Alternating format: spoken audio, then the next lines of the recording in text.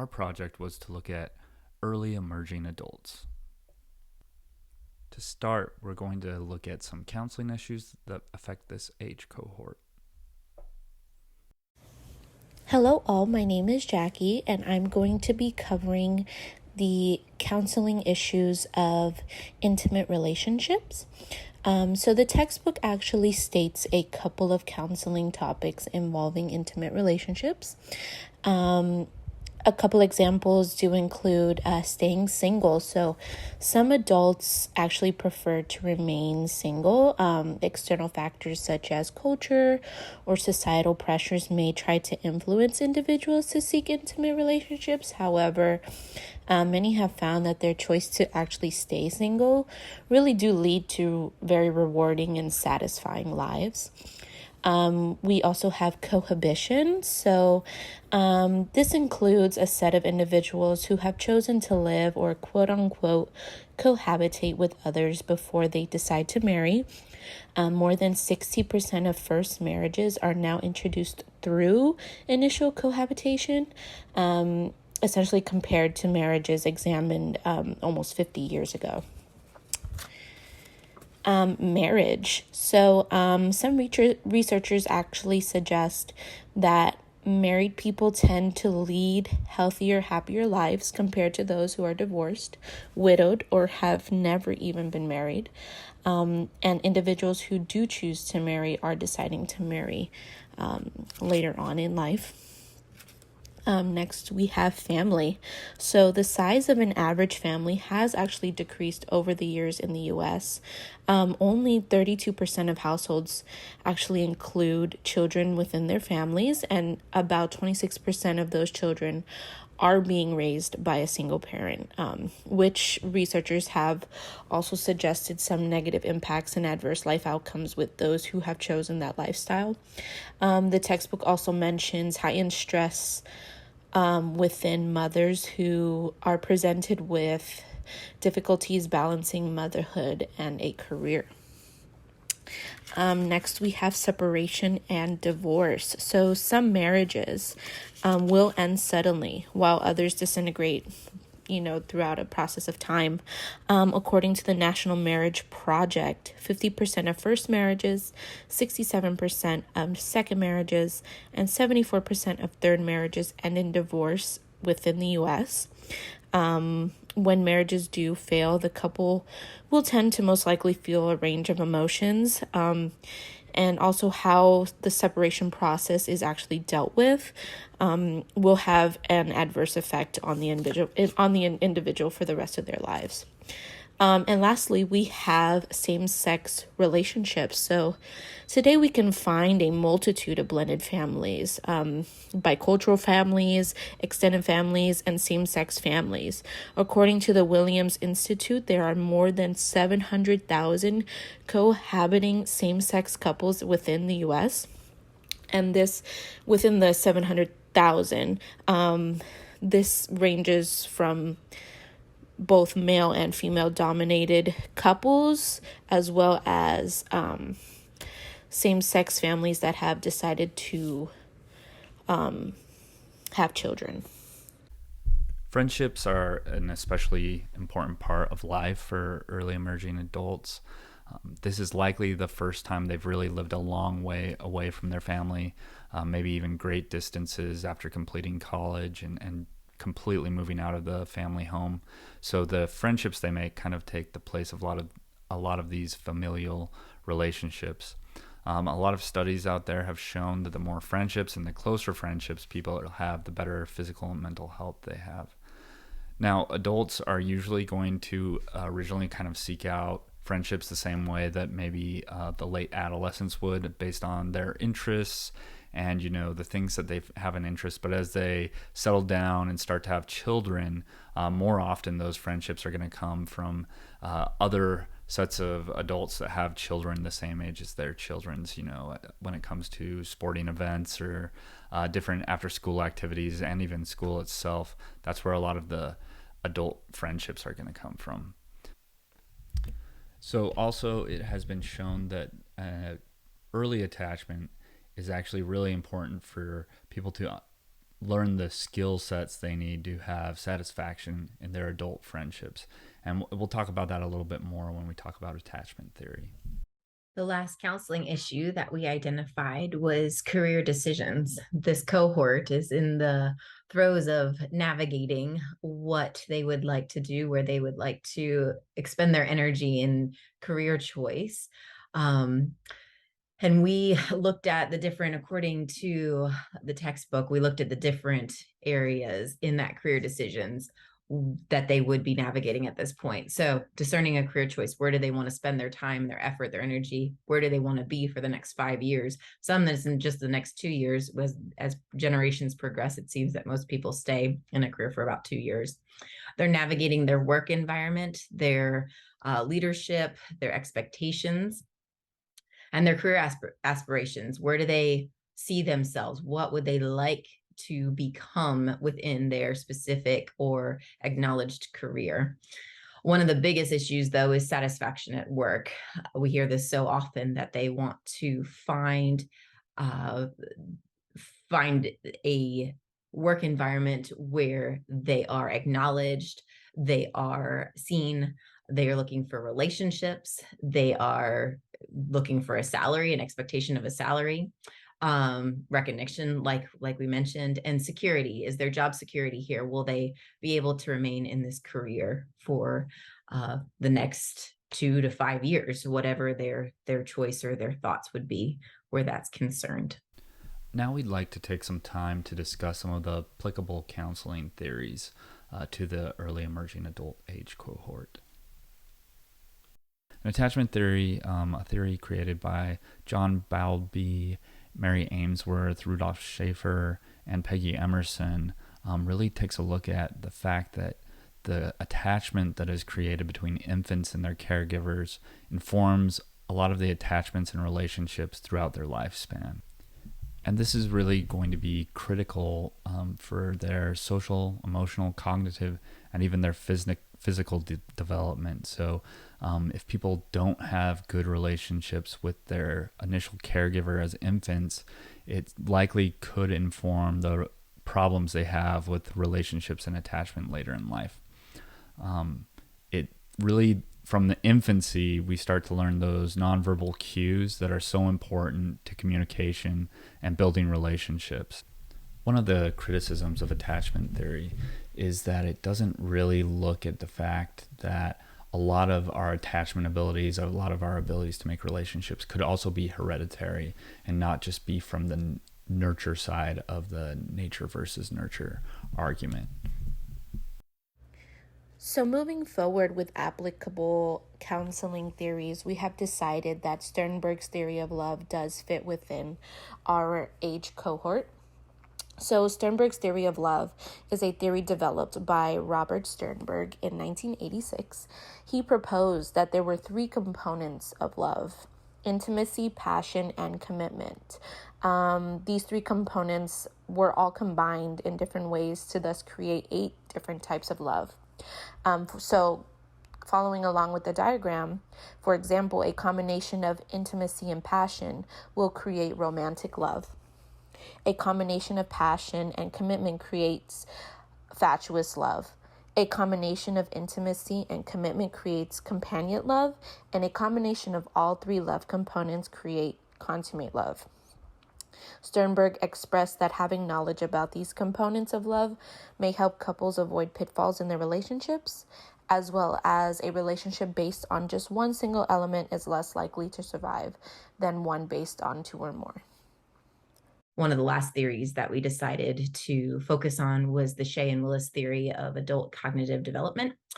This theory has 7 stages. The acquisitive stage, where they are just gathering information. This is childhood and adolescence. They are figuring out what works. They are retaining what does, and they're storing it. The achieving stage is then applying this information to their lives as they are now entering that young adult phase, where they are either in career decisions or college, and they're learning how to apply that information. Responsible age, they would say that is middle age. They are concerned with family and providing for a family. Executive stage would be your understanding of the world, looking larger than yourself, looking for other ways to impact the world around them. That would be middle age. The reorganizational stage is that young old stage. It's retirement, and looking for activities no longer connected with work would be huge. Up to this point, it has been revolving around what they're doing with their career, their work, setting up for the future. But now that they've retired, finding other ways to invest and spend their time.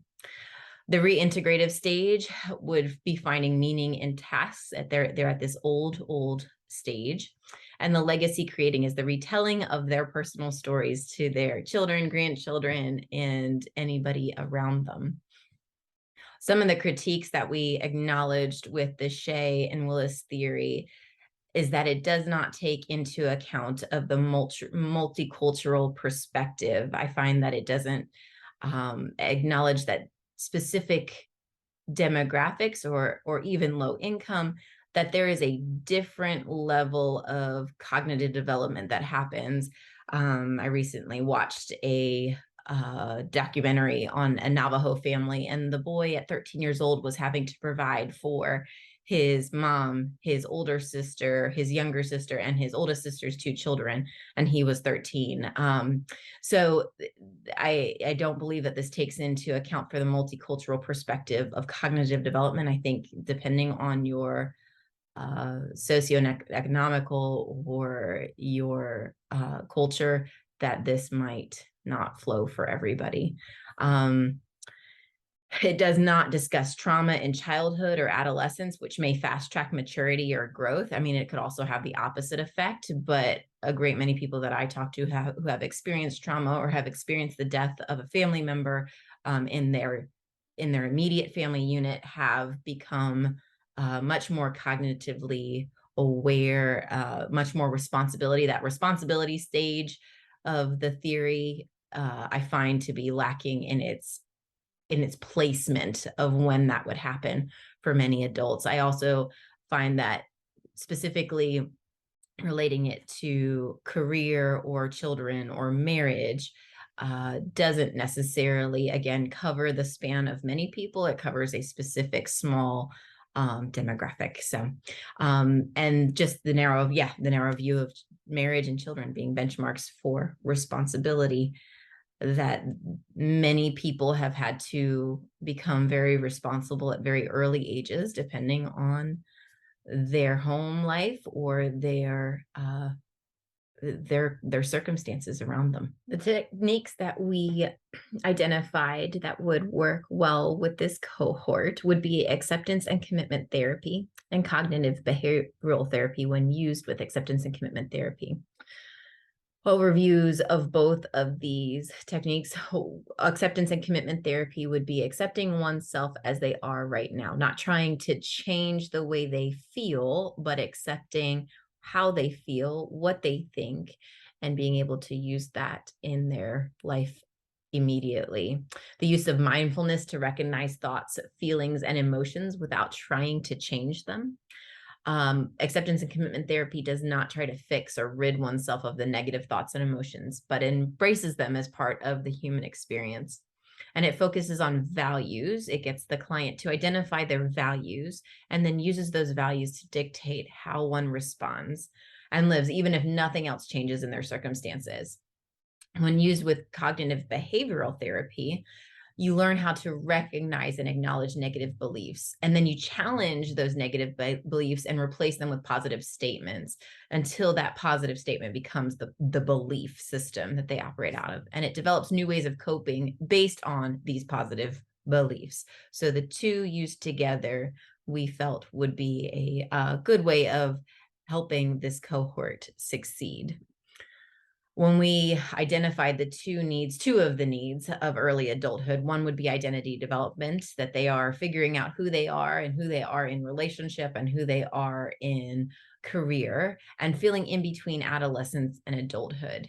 So we can use these two techniques by recognizing the negative beliefs, which are hindering the client from solidifying their identity, which then would keep them from committing to a place of work or even a relationship, even a love relationship, that this might make them hesitant to enter either one of these areas of life.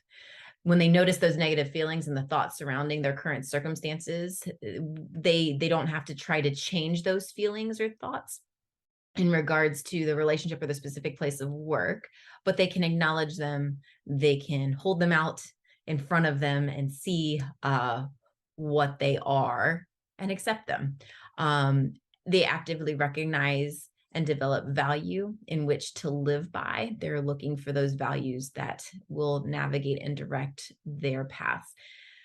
And if they align with their place of work or significant other, now this could help in that counseling issue that we identified with career of not knowing where to go or what company to work for. And even with a significant other, does the significant other align with my values or have close values to what I think is important? Once the false beliefs are acknowledged, now we're going to beliefs, not just feelings and thoughts, but those beliefs, those things that we take deep within ourselves.